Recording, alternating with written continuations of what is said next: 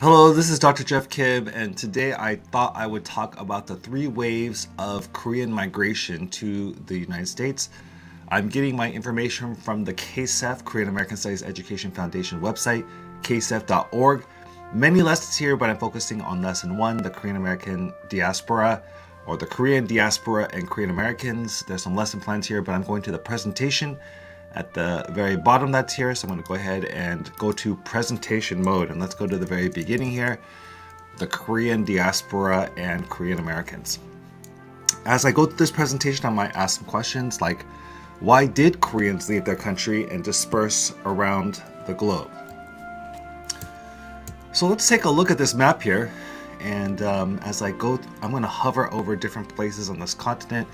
And then you can see those circles there. Those circles represent populations of Koreans outside of Korea. So just even looking at this, you can probably say, oh wow, the greatest concentrations are here, here, and here. And the lowest concentrations are here, here, and here. So let's take a look at this. This is the continent of Europe, Africa, Asia. So where in Asia are many Koreans living outside of Korea? The Americas, beginning with South America and then North America. And of course, we're going to be focusing mainly in the United States for today, but there are many interesting stories all across the globe, as you can see here. So let's begin with the first wave of Korean migration. Many people characterize Korean migration into three waves. The first from 1903 to 1949, the second from 1950 to 1964, and the third from 1965 and on. So let's take a look at that first group, 1903 to 1949. Well, first of all, there's a labor shortage, a need for cheap labor. Oftentimes that's been the case. The invitation goes out. Migrants from all the world respond, and America benefits greatly from this.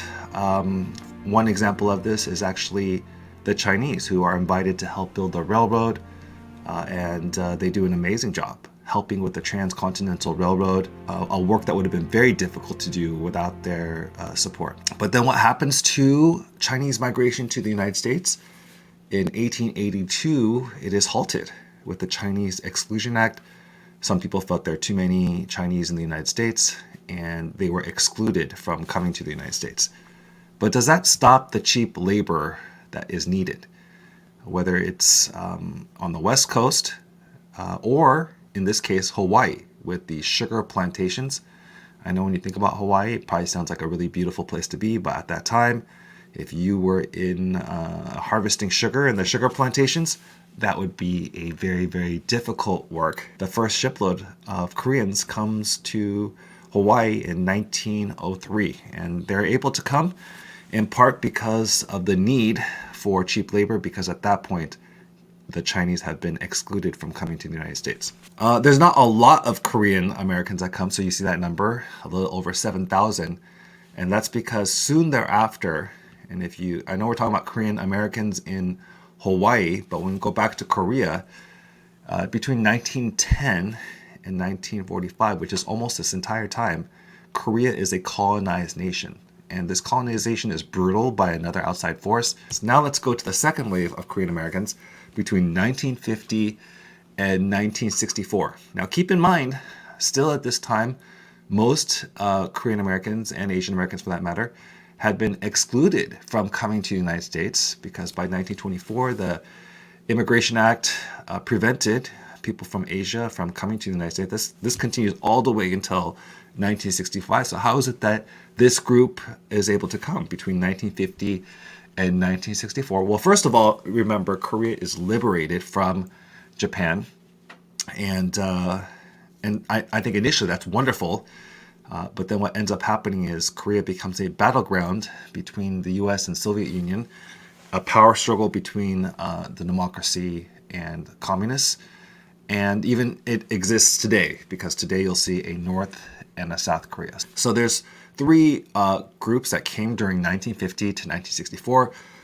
Once again, we're talking about the second wave of Korean Americans. The first would be Korean wives of American soldiers. You might call them war brides.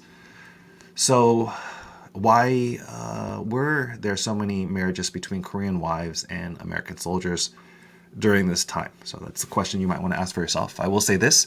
After 1953, Korea lost a lot of lives. I would say about 10% of the population of Korea had passed in this war. And in 1953, Korea is probably one of the most poorest nations in the world. So today, when you think about Korea, it's one of the top 10 GDP, but that was not the case in 1953. So if you're a woman living during this time, or anybody living during this time, you can imagine how difficult life would be and the decisions that you'd make in that space of things being difficult. In addition to that, there were orphans being adopted by families. So, you might think most of the orphans came from parents who had passed away in this war, and there were many. But also, there were many GI babies. What are GI babies? GI babies were fathered by American servicemen with Korean women.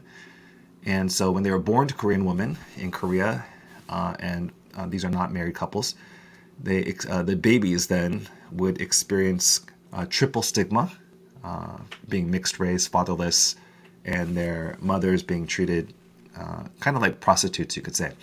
So a very difficult situation there for these babies and these women, once again.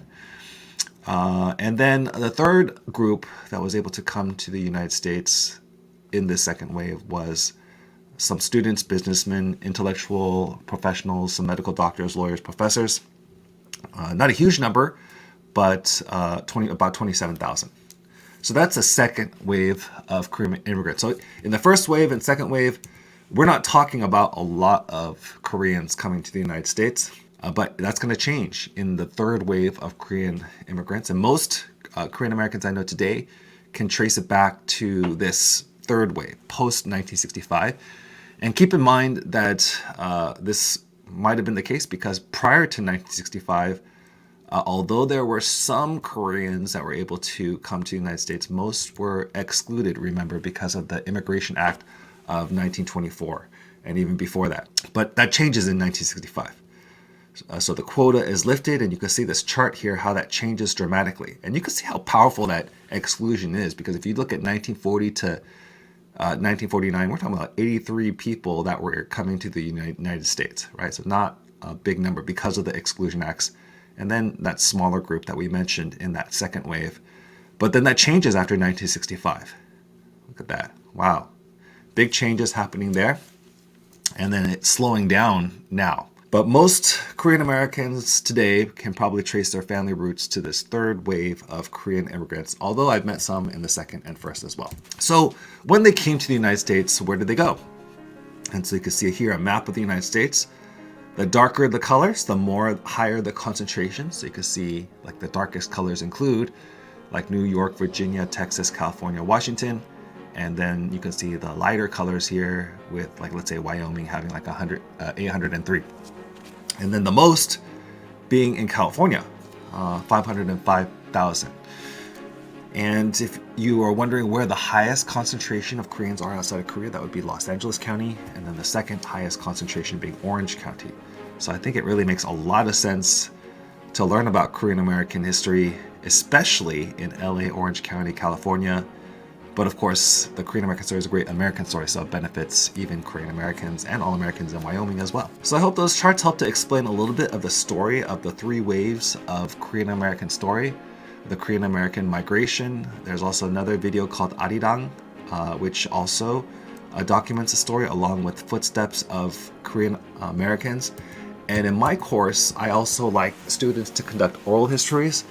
But if you didn't have someone to talk to conduct an oral history, there's also the Korean American Oral History Project, which is a series of video interviews of Korean Americans from all these different waves that we just talked about. But I love it when students can also conduct oral histories of their own families. Once again, I hope today's discussion helped you to understand a little bit more about the migration of Koreans to the United States through the three waves of Korean migration.